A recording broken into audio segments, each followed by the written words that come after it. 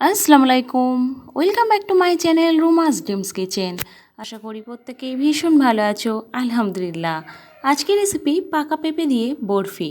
চলো দেখে নেওয়া যাক কী কী উপকরণ লাগছে। তবে তার আগে বলে রাখি, পুরো ভিডিওটি প্লিজ কন্টিনিউ করো। পাকা পেঁপে খুব ভালোভাবে এখানে আমি বেটে রেখেছি। লক্ষ্য রাখতে হবে যেন কোনো দানা অংশ না থাকে। চিনি রেখেছি 5 চামচ, দারুচিনি 1 ইঞ্চি, 3টে এলাচ, আর সুজি আছে 2 টেবিল স্পুন, 2 চামচ বড় চামচের। কাজু বাদাম, পেস্তা বাদাম আর আমন্ড। পেস্তা বাদাম আছে 12টা, কাজু বাদাম আছে 15টা, আমন্ড আছে 10টা, এইভাবে কুচিয়ে রেখেছি।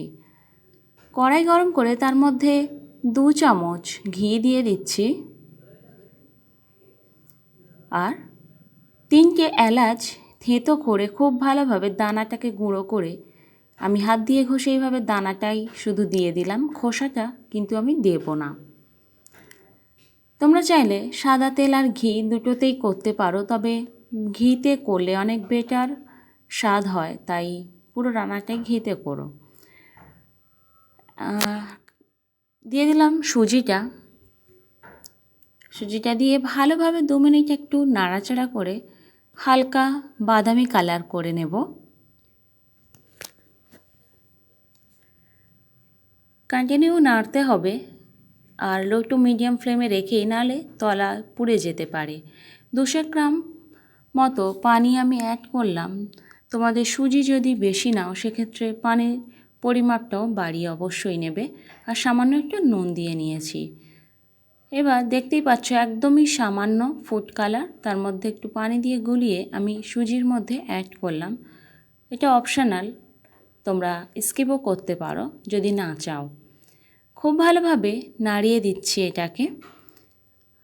5 মিনিটের মতো প্রায় আমি নাড়াচাড়া করার পরে আমি পেঁপের পাল্পটাকে দিয়ে দিলাম, দিয়ে আবারও খুব ভালোভাবে এটাকে মিক্স করছি।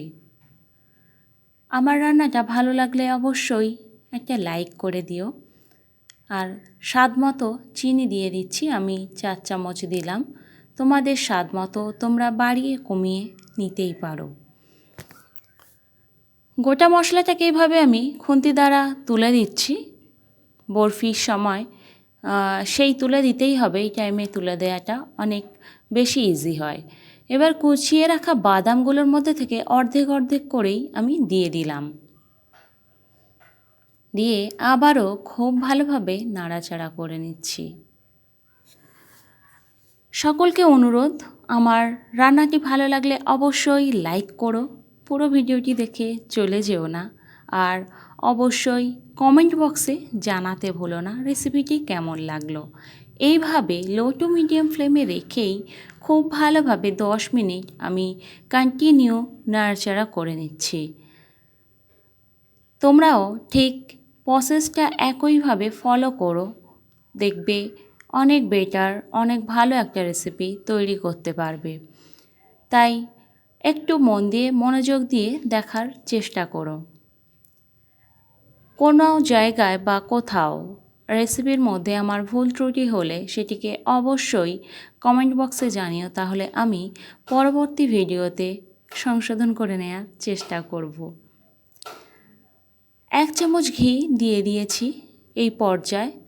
ঠিক লাস্টের দিকেই 1 চামচ ঘি দিলে যে কোনো হালুয়া, বরফি, তার টেস্টটা পুরোপুরি ঘিতেই পরিণত হয়, একদম ঘি ঘি একটা ফ্লেভার এসে যায়। ওভেন অফ করে আমি রেস্টে রেখেছি, তারই মাঝে 1 চামচ ঘি দিয়ে, 1 চামচ হাফ চামচ ঘি দিয়ে গ্রেস করে নেওয়ার পরেই কিন্তু আমি ডোটাকে বা বরফির যে রেডি ব্যাটারটাকে সেটাকে আমি দিয়ে দিলাম। খুব ভালোভাবে এটাকে ফ্ল্যাটিং করে নিচ্ছি খুন্তি দ্বারাই। তোমরা যেটাতে সুবিধা হবে সেটা দিয়েই এইভাবে ফ্ল্যাট করে নিও। তারপরে সমান করে একেবারে রেডি করার পরেই বাকি যে বাদামগুলো রেখেছিলাম সেগুলোই আমি অ্যাড করলাম। এবার পেস্তাটা দিচ্ছি, আমন্ড বাদামটাও দিয়ে দিলাম।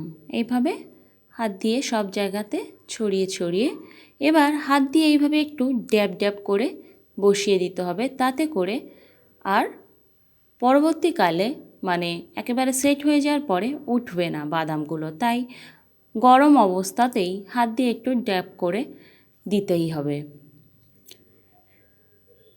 বেশ 15 থেকে 20 মিনিট পরে পুরো টেনে গেছে জিনিসটা, হাত দিয়ে দেখিয়ে দিলাম হাতে আর লাগছে না।